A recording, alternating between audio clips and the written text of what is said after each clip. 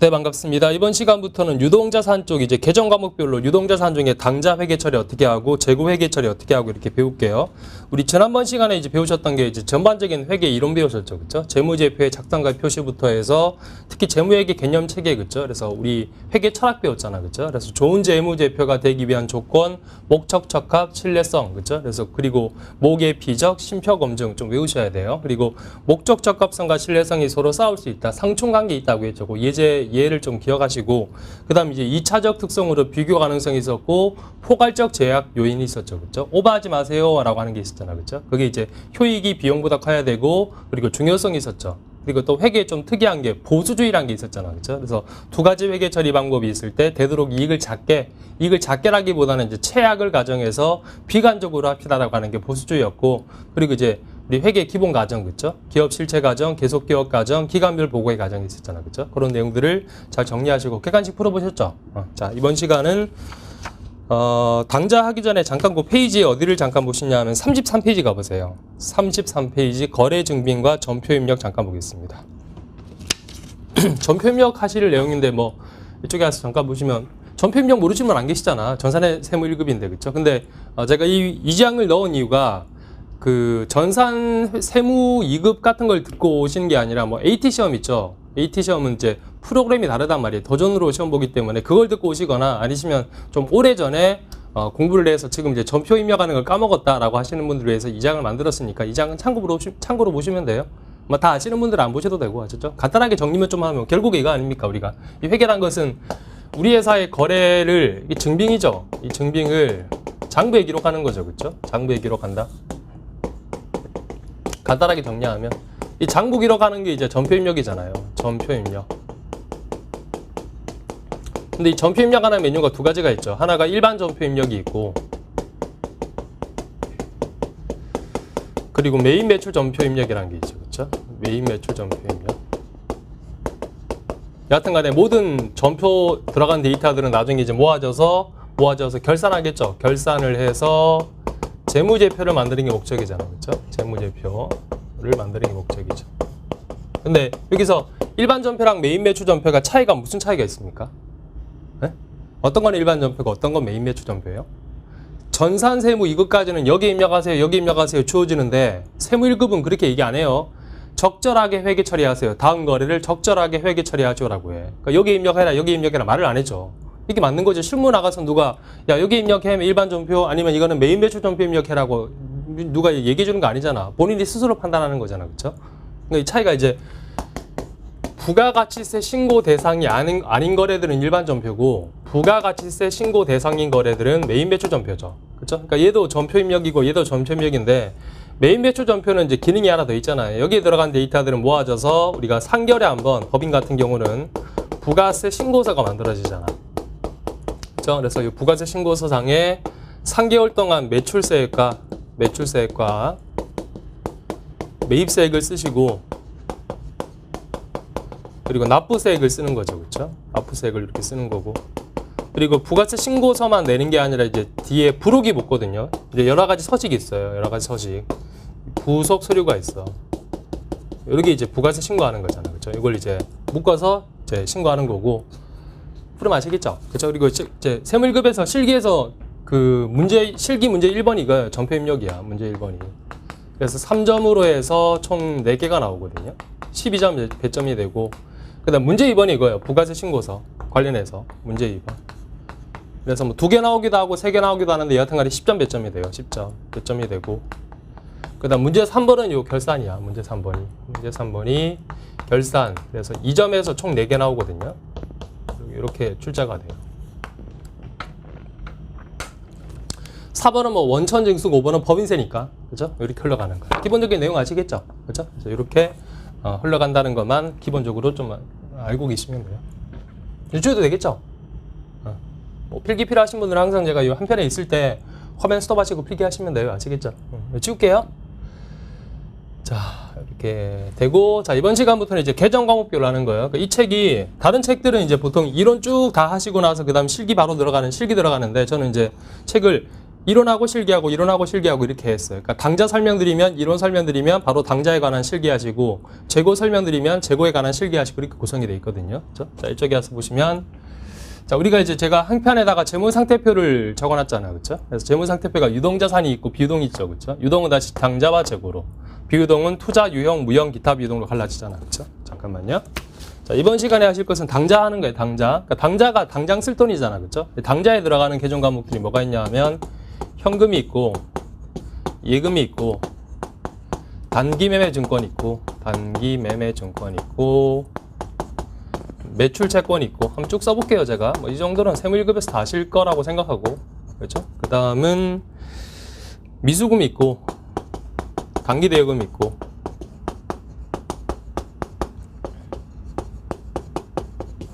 그 다음 선급금 있고 선납세금 있고 그 다음 미수수익이 있고 선급비용 이런 게 있죠. 그쵸? 이게 당자에 포진된 개정 과목들이죠. 그쵸? 아, 이거 처음 봐요. 그러시면 안 되죠. 세무1급인데. 그죠? 그리고 제가 말씀드렸지만, 첫 번째 시간에도 말씀드렸지만, 세무 2급이랑 비교해서 세무 1급하고 내용이 한 70%, 80% 중복된다고 했잖아. 재무회계 쪽은. 그죠? 그러니까 세무 1급 내용 이만큼, 세무 2급 내용 이만큼이면 세무 1급이 이렇게 추가되거든요. 당연히 새롭게 추가되는 내용들은 다 설명을 제가 드릴 테고, 중첩된 내용들도 기본적인 내용은 설명을 드리는데, 너무 기초적인 내용 있잖아. 그러니까 거의 뭐 전산 회계 2급이나 1급 정도 수준 내용들은 설명 안 드립니다. 아셨죠? 너무, 여기서 미수금이 뭡니다. 대여금이 뭐예요? 라고 설명하고 있을 수 없잖아요. 세무 1급인데. 아시겠죠? 너무 기초적인 내용은 제가, 설명 안 드리니까 책에는 나와 있긴 나와 있어요. 나와 있으니까 제가 화면 스톱하시고 눈으로 한번 읽어보세요라 하고 하시면 읽어보시면 돼요. 아시겠죠? 자, 그래서 뭐, 미수금, 단기 대여금, 선급금 모르시는 분 안 계실 테고, 미수수익 선급병 아실 테고, 선납세금은 책에 있으니까, 그렇죠? 하실 텐데, 주로 이제 당자에서 우리가 다룰 만한 게 뭐냐면 요거 있잖아요. 현금하고 예금 관련해서, 현금성 자산이라는 걸 다루게 되실 거야. 현금성 자산, 요걸 다루게 되고, 이번 시간에 이제 요거 하시는 거예요. 현금하고 예금 쪽 하시는 거고, 그 다음 단기 매매 증권은 다 중요합니다. 취득, 보유, 평가, 처분까지 다 중요해요. 단기 매매 증권 다 중요하고, 매출 채권에서는 이제 주로 이제 할인 있죠. 매출 채권 할인하고, 그 다음 얘랑 같이 나오는 게 대손해계 있잖아. 대손해계가 중요한 거야. 아시겠죠? 그러니까 주로 요 위쪽을 하시는 거고, 이번 시간에는 요 현금하고 예금 쪽 가도록 할게요. 아시겠죠? 자, 그래서 제 1절에 보시면 당자자산 있고, 이쪽에 와서 제가 필기할 거 없죠, 이거? 자, 이쪽에 와서 제가 미리 적어놨거든요. 필기 안 하셔도 돼요. 책이 적힌 겁니다. 그래서 1번 현금하고 예금하고 금융상품이라고 돼 있고, 첫 번째가 재무제표 표시할 때 어떻게 할 겁니까? 라고 하는 게 박스로 돼 있잖아. 박스예요. 제가 필기한 게 그 박스니까 따로 필기 안 하셔도 돼요. 자, 일단 우리 계정 과목을 보시면 현금하고 보통 예금하고 당자예금이 있고, 이거 제가 같이 썼고, 그 다음 이제 정기예금이나 정기적금이 있고, 기타 금융상품 있죠. 뭐 펀드 같은 거 있을 거 아니에요. 그렇죠? 자, 여기 이제 계정 과목 이렇게 쓰는데, 자, 목적을 이제 따지는 거예요. 목적에 따져서 우리가 현금을 들고 있는 이유, 보통 예금을 가지고 있거나 당자예금을 가지고 있는 이유는 뭡니까? 바로 쓰려고 가지고 있는 거잖아. 그렇죠? 목적이 사용 목적이죠. 그렇죠? 쓸 돈이잖아. 바로 쓸 돈인데, 정기예금이나 정기적금 같은 경우는 목적이 다르죠. 내가 여윳돈을 넣었다가 이자 받을 목적이잖아. 그렇죠? 그래서 제가 뭐라고 썼냐 하면 투자 목적이라고 쓴 거예요. 투자 수익 목적. 목적이 다르니까. 그렇죠? 그래서 이렇게 하는데 재무제표 표시할 때 우리가 보통 이렇게 했잖아요. 앞에서 이론에서 중요한 것은 묶어서 표시하고, 중요하지 않는 것은 묶어서 표시하고 중요한 것은 따로 표시합니다라고 했잖아. 마찬가지로 이렇게 하래. 현금하고 보통 예금하고 당자예금은 어차피 목적이 사용 목적이잖아. 사용 목적이니까 재무제표 표시할 때 따로따로 표시하지 말고 한 개로 표시할 수 있대. 그게 뭐냐? 현금 및 현금성 자산이라는 계정 과목이야. 한 개를 묶어서. 그리고 밑에 나머지 애들 있죠. 나머지 애들은 목적이 투자 수익 목적이니까 얘는 만기에 따라서 만기가 1년이라면 단기금융상품으로 표시하고, 당자예요. 당자로 표시하고, 당자자산에 표시하고, 나머지 만기 1년 초과되는 것들은 장기금융상품이라고 해서 투자자산 쪽으로 분류를 시키래. 이렇게 하라는 얘기야. 카테고리 아시겠죠? 자, 이렇게 하는 거고, 그리고 또 하나가 여기 있잖아. 여기서 만기가 1년이라면 단기금융상품이 맞는데, 요 하나 중요한 게 이렇게 위로 올라가는 게 있대. 현금성 자산으로 올라가는 게 있대. 어떤 경우냐 하면 취득 당시 만기가 3개월 이내인 경우라면 위로 끌어올리래. 현금성 자산으로 보겠대. 이런 거죠. 정기예금에 가입했는데 만기가 6개월이에요. 만기 1년 이내잖아. 6개월이니까 3개월 이내 아니죠. 그쵸? 그러면 단기금융 상품이 맞는데 정기예금에 가입을 했는데 정기예금의 만기가 한 달이야. 한 달 뒤에 원금하고 이자 받아요. 그럼 어떻게 합니까? 1년 이내지만 여기에 걸려버리죠. 그쵸? 취득 당시 만기가 3개월 이내이기 때문에 위로 끌어올리래. 이해하셨어요? 끌어올려서 현금 및 현금성 자산으로 보겠대. 됐죠? 위로 올라가는 게 하나가 있고, 그 다음 또 하나가 그 박스 바로 밑에 별표 있죠? 당구장 표시 이렇게 돼 있는 거. 찾으셨어요? 사용에 제한이 있는 예금의 경우에는 사용 제한 기한에 따라서 단기 또는 장기 금융 상품으로 분류한다고 되어 있죠. 이런 거래요. 요거 중에 현금 및 현금성 자산의 뜻은 내가 마음대로 쓸 수 있어야 돼. 근데 인출 제한이 있어요. 그럼 밑으로 내리래. if 인출 제한돼 있습니다. 인출 제한이란 말은 내가 마음대로 쓸 수 없다는 얘기죠. 예를 들어서 보통예금 생각해봐요. 보통예금. 보통예금은 내가 원할 때 바로바로 찾아 쓸 수 있는 통장이잖아. 그쵸? 근데 이게 보통예금이 은행에 담보로 맡겨져 있어. 내가 마음대로 못 써요. 그럼 인출 제한돼 있잖아. 그러면 이게 아니라 밑으로 내려가서 만기에 따라서 단기나 장기 금융 상품으로 분류시키래. 위로 올라가는 빨간색하고 내려가는 파란색 아시겠죠? 그죠? 자, 이렇게 돼 있고. 요거 빨간색 하나 메모해 두세요. 빨간색 책에 안 적혀 있으니까.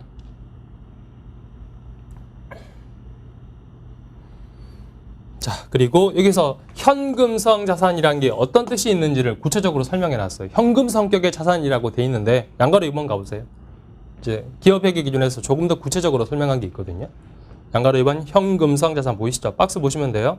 동그라미 1번 현금성 자산이란 것은 동그라미 1번 큰 거래 비용 없이 현금으로 전환이 용이하고, 일반적으로 보통예금 생각하시면 보통예금 같은 경우에 뭐 요즘 카카오뱅크 같은 경우는 수수료 없잖아요. 걸어서 원하면 바로 인출기에서 돈 찾아 쓸 수 있잖아. 그 얘기 쓴 거예요.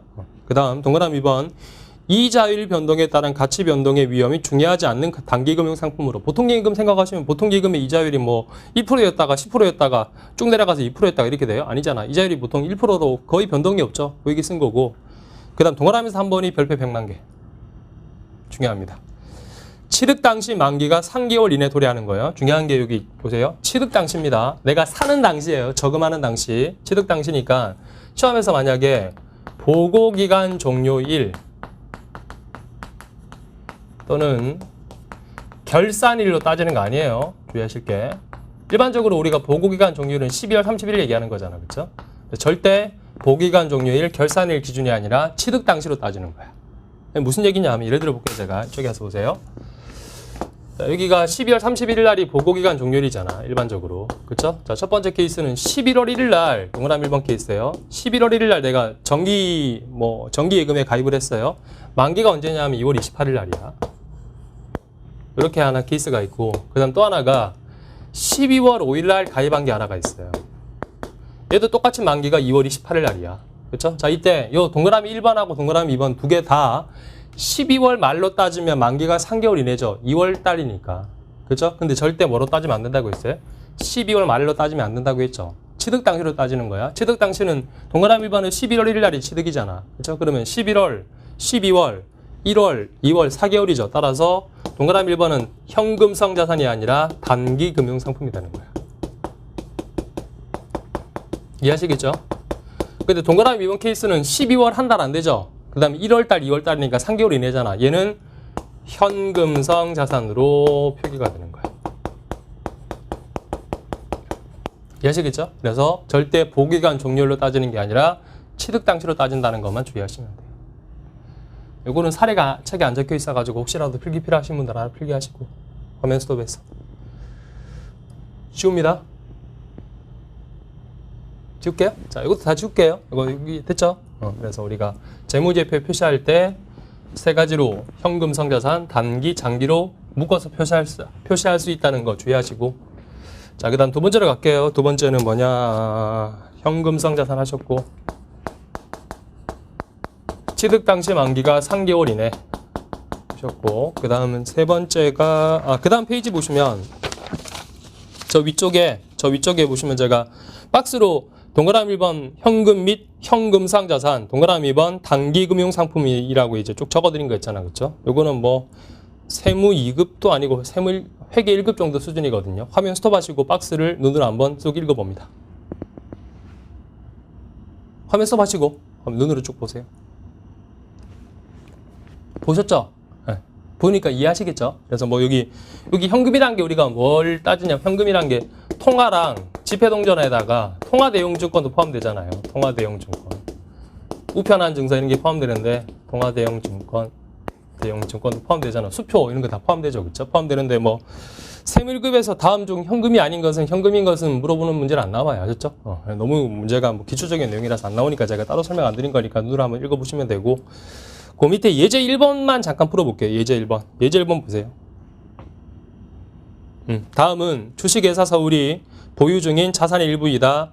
현금 및 현금성 자산은 얼마인가 돼 있잖아. 그렇죠? 간단하게 한번 같이 해봅시다. 자, 첫 번째 정기적금 만기 1년이라고 돼 있죠. 그렇죠? 40만 원 이게 뭐예요? 단기, 지워버렸네. 단기 금융상품이죠. 그렇죠?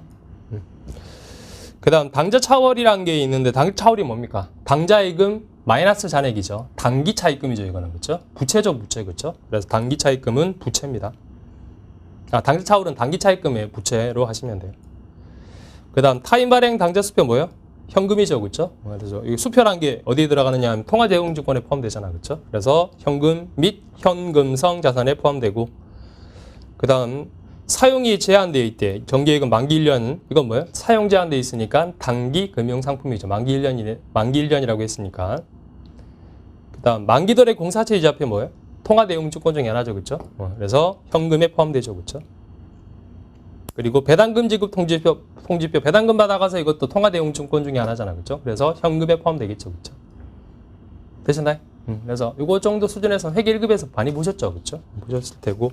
그 다음 양가로 3번에 가시면 당좌예금은 안 해도 되죠. 가셨죠? 그래, 당좌예금 안 할게요. 당좌예금 뭐 뭔지 모르시는 분이 이 수업 듣고 있지 않으실 테니까 당좌예금 나와 있고 넘겨보시면 그 위에 예제 2번이 있거든요. 요거는 풀어볼게요. 종합 문제 형식으로 제가 만든 문제거든요. 다음 페이지에 저 위쪽에 예제 2번 보세요. 이건 전체적으로 한번 현금하고 예금 정리할 수 있게 만든 문제니까 한번 보도록 하겠습니다. 다음은 X1년도 말 서울이 보유하고 있는 금융상품 관련 자료이다. 회사는 이를 기업회계 기준에 따라 분류하고자 한다. 재무상태표상에 표시될 현금 및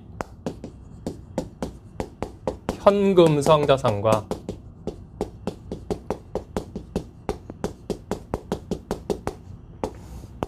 단기 금융 상품을 구하라고 했죠. 그렇죠? 단기 금융 상품.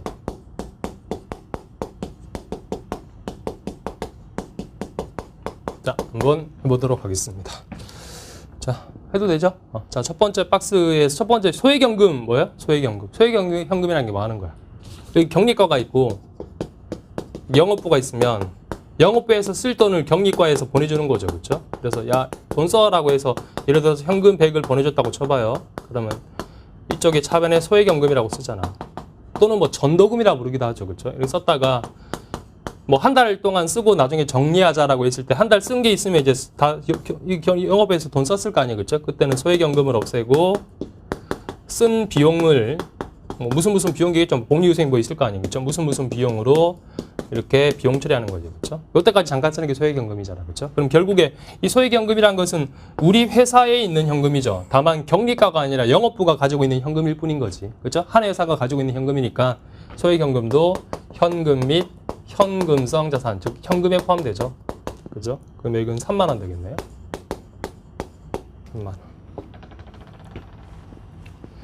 그 다음 양도성 예금 증서 뭔지 모르겠지만 금융상품인 건 아시겠죠. 근데 가로에서 만기가 4개월이래. 3개월 넘어가잖아. 그쵸? 따라서 뭐로 표시하셔야 돼요? 단기 금융상품이죠. 그쵸? 20만 원. 그 다음 선일자 수표는 뭡니까?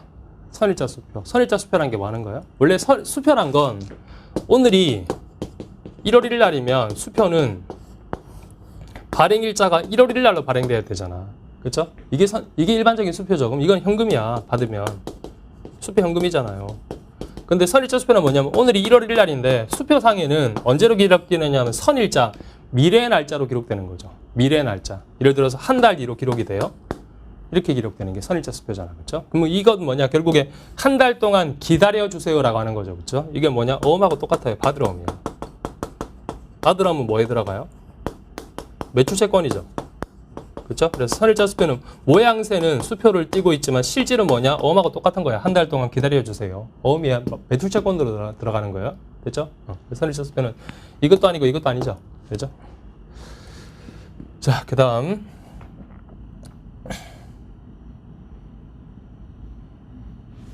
그 다음. 만기 도래한 국공채 이자표 현금이죠. 그쵸? 여기 5만원 들어가겠죠. 받기로 한 날이 되었을 때 이자 쿠폰 그거. 그쵸?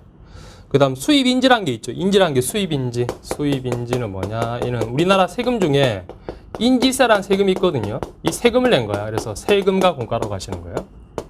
세금과 공과.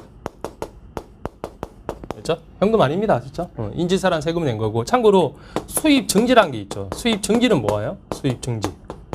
증지라는 것은 이런 거죠. 우리 동사무소 가시면 주민등록 등본 발급받을 때 수수료 내시잖아. 그거야. 그런 성격이야. 그래서 이런 수수료 비용 잡아요. 수수료 비용. 그렇죠? 이름이 비스무리한데 수입인지라는 것은 우리가 인지세란 세금을 낸 거기 때문에 세금과 공과금이고, 증지는 일종의 우리 국가나 동사무소 같은 데서 서비스를 제공받고 내는 수수료 성격이기 때문에 수수료 비용 처리하는 거예요. 아셨죠? 그래서 여기 안 들어가죠. 여기 안 들어가고. 그 다음 타임 발행 수표는 당연히 현금이죠. 그렇죠? 수표는 아까 선일자 수표 빼고는 현금에 들어가겠죠. 지울게요. 이거. 그 다음은 국세환급 통지서 세금 돌려받으세요 라고 하는 통지서도 현금에 들어가죠. 그렇죠? 국세환급 통지서.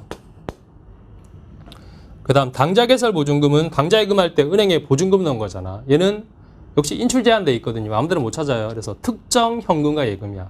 이게 안 들어가요. 아시죠? 현금도 아니고 금융상품도 아니고 그냥 은행에 보증금 맡긴 거니까 특정 현금과 예금이라고 해서 처리하고, 그 다음은 1년 내 만기가 도래하는 정기예금 담보 제공돼 있대. 인출 제한돼 있죠. 만기 1년 이내죠. 그렇죠? 따라서 얘도 어디에 들어가느냐? 단기금융상품에 들어가요. 그 다음 당자예금 A은행에 10만 원 있는데 바로 밑에 보시면 당자 차월이라고 해서 B은행에는 차월이 돼 있대. 마이너스가 5만 원 있대. 그러면 한쪽에는 플러스 10만 원, 한쪽에 마이너스 5만 원이니까 퉁치는 것이냐, 자산과 부채는 상계하지 않는 거죠. 기본적으로. 그렇죠? 따라서 A은행 당자예금은 10만 원 현금 성자산에 포함되지만 B은행 당자 차월은 별도로 뭐예요? 단기 차입금 잡는 거예요. 이거는 별도로. 그렇죠? 그리고 마지막에 초단기 수익증권 뭔지 모르겠지만 금융상품인데 가로에서 취득 당시 만기가 1개월이래. 그렇죠? 따라서 현금 및 현금성 자산에 포함되겠죠. 그렇죠? 제가 막혀서 숫자를. 이렇게 하시면 얘는 50만 원이고 10만 원이고 이건 얼마야? 18만 원, 33만 원, 42만 원, 52만 원, 50 잠깐만요. 8만 원, 23만 원, 42만 원, 8만 원, 23만 원, 32만 원, 47만 원 맞죠? 제가 계산기를 안 들고 와서 47만 원이 되겠죠. 그렇죠? 이렇게 하실 수 있겠죠? 그래서 이 현금하고 예금하고 종합적으로 물어보는 종합 문제거든요, 이게. 자, 이렇게 해서 정리하시면 돼요. 지울게요. 자, 지우고 우리 마지막에 보실 게 양가로 4번 이제 현금하고 예금 쪽에서 보실 게 은행 계정 조정표 보도록 하겠습니다. 아마 이거는 제 기억에 제가 세무이급을 강의하지 않아서 세무이급이 안 나오는 내용 아닌가요? 은행 계정 조정표. 이거는 기초부터 할게요. 은행 계정 조정표. 그래서 이거는 아주 예전에는 잘 나왔어요, 시험에. 제가 얘기하는 예전은 최소 10년 전입니다. 아셨죠? 잘 나왔는데 최근에 잘 안 나와. 근데 예전에 나왔으니까 일단 설명을 내가 드릴게요. 실기에서 주로 나왔거든요. 실기에서. 자, 한번 읽어볼게요. 양가로 4번 은행 계정 조정표. 은행 계정 조정표는 첫 번째 줄에 회사 측 당자예금 잔액과 은행 측 잔액이 일치하지 않는 경우 그 불일치 원인을 파악하여 조정하는 서식을 말한다라고 되어 있죠. 이게 무슨 얘기냐 하면 당자예금 잔액 있잖아. 그렇죠? 여기 은행 측 잔액이 있고 은행 측 잔액. 은행 측 잔액이라는 것은 통장 얘기하는 거예요. 통장에 들어있는 돈. 통장에 들어있는 당자예금 통장하고 회사 측 잔액이 회사 측 잔액은 회사 장부에 기록했던 그 당자예금 잔액 얘기하는 거예요. 회사 측 잔액하고 당연히 어떻게 해야 돼요? 똑같아야지. 우리 회사 장부에 당자예금 100만 원 남아있다고 돼 있어. 은행에 통장에 100만 원 들어있어야 돼. 정확하게. 그렇죠? 근데 어떤 이유인지 모르겠지만 서로 안 맞대. 예를 들어서 회사 통장에는 100만 원이라고 돼 있는데 실제로 은행 통장을 이제 통장 정리해 봤을 거 아니에요. 통장을 보니까 120만 원 남아 있는 거야. 안 맞잖아. 그렇죠? 이 원인을 밝혀보래. 뭐 시간이 흘러가면 언젠가는 맞아지겠지. 근데 문제가 요 날짜가 12월 31일 날이야. 이 날짜가. 12월 30일이 뭐 하는 날짜예요? 재무제표 만드는 날짜잖아. 그렇죠? 그때는 요때는 맞춰야지. 그렇죠? 그래서 이렇게 하래요. 이게 논리가 은행하고 회사랑 이제 삽질한 쪽에서 고치는 거예요. 잘못한 쪽에서. 은행이 잘못했다면 은행 측에서 플러스 마이너스하고 회사가 잘못했다면 회사에서 플러스 마이너스해서 마지막에 얼마 잔액이 나오겠죠. 이 잔액을 똑같이 일치하게 만드는 거야. 이게 은행계정 조정표란 거야. 회사 측 잔액가가 당좌예금 잔액과 은행 실제 통장에 들어있는 당좌예금 잔액이 안 맞을 때 삽질한 쪽에서 고치는 거야. 알죠? 은행이 삽질했다면 은행에서 고치고 회사에서 삽질했다면 회사 측에서 고치는 거야. 해볼게요. 지금부터. 논리가 삽질했다는 뜻은 어떠한 사실을 모르고 있거나 어떠한 사실을 늦게 안 쪽에서 고치는 거야. 다시. 삽질했다는 뜻은 어떠한 사실을 모르고 있거나 어떠한 사실을 늦게 알고 있는 쪽에서 고치는 거야. 아셨죠? 자, 해볼게요. 지금부터. 자, 다음 페이지에 예제가 있거든요. 예제 보세요.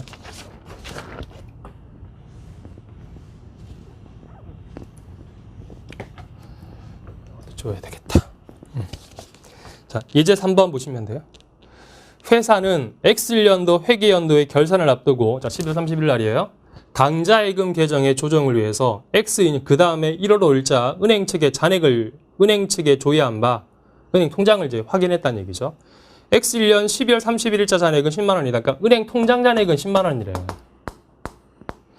회사 장부상 잔액은 근데 6만 원이래요. 안 맞잖아. 그렇죠? 그래서 양자 간의 차이 원인을 다음과 같다. 은행 계정 조정표를 작성하고 회사 입장에서 처리해야 될 수정 공개를 하라고 되어 있죠. 그러니까 동그라미 1번하고 2번하고 3번 때문에 지금 안 맞는 거라고요. 자, 동그라미 1번부터 들어갈게요. 자, 동그라미 1번. 회사가 X1년도 12월 31일에 발행한 수표 중, 자, X1년 11월 31일까지 인출되지 않은 금액이 5만 원이다라고 되어 있죠. 무슨 얘기냐면 회사는 X1년도 12월 30일 날 상대방한테 이제 수표를 발행해서 준 거야. 그럼 회사는 어떻게 했겠어요? 회사는 얘가 수표를 들고 은행 가서 우리 당좌예금 통장에서 돈을 당연히 빼갈 거라고 생각하고 대변에 당좌예금을 줄였겠죠. 맞기 잘했잖아요. 이렇게 차변에 뭐라고 썼겠지. 대변이 이렇게 당좌예금 줄였겠죠. 그렇죠? 근데 걔가 바빠가지고 수표 들고 간 애가 바빠서 31일까지 돈을 안 찾아갔대. 그러면 지금 수표가 발행되었다는 사실을 누가 모르고 있습니까? 은행이 모르고 있죠. 제가 말씀드렸어요. 모르고 있거나 늦게 안쪽에서 고치는 거라고. 나는 수표를 발행했다는 사실을 알고 있으니까 회사는 5만 원을 줄였는데 장부상으로. 은행 측에서는 상대방 걔가 은행 가서 돈을 안 찾아갔으니까 수표가 발행되었다는 사실을 모르고 있잖아. 그렇죠? 따라서 어떻게 하셔야 돼? 야, 우리 5만 원 줄여놨어. 은행 너 모르고 있으니까 안 줄여놨지? 은행에서 빼는 거야. 이해하셨어요? 그래서 동그라미 1번. 은행에서 5만 원을, 가로가 5만, 마이너스라는 뜻입니다. 가로 5만 원을 줄이는 거야. 이걸 뭐라 부르냐 하면 이렇게 불러요. 이게 잘못된 유형이 있는데 그 유형을 외울 수 없어요. 이게 논리적으로 생각해야 돼. 근데 동그라미 1번은 이렇게 부르긴 불러요. 기발행. 이미 발행을 했어요, 우리 회사가. 근데 상대방이 안 찾아갔죠. 미지급 수표라 불러. 또는 기발행, 미인출 수표라 불러. 발행은 이미 했는데 상대방이 바빠서 은행 가서 안 찾아간 거. 이해했죠? 자, 우리는 잘 뺐어. 자, 상대방이 근데 바빠서 은행 가서 안 찾아갔으니까 아직 수표가 발행되었다는 사실을 은행이 모르고 있으니까 은행에서 고치는 거야. 은행에서 너 빼, 나 빼놨다, 너 빼라. 그 얘기야. 되셨나? 자, 그 다음 동그라미 두 번째.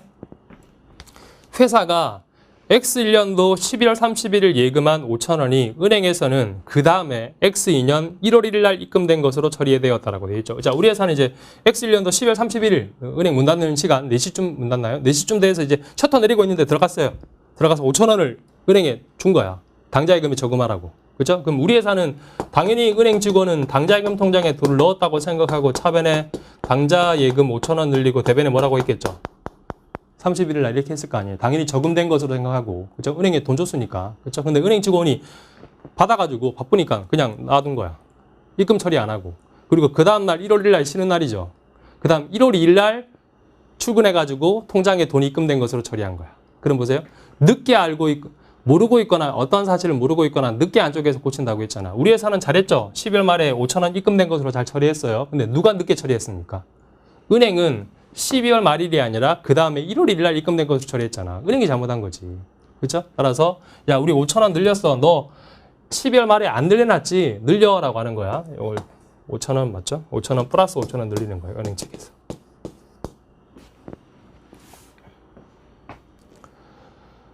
되셨나요?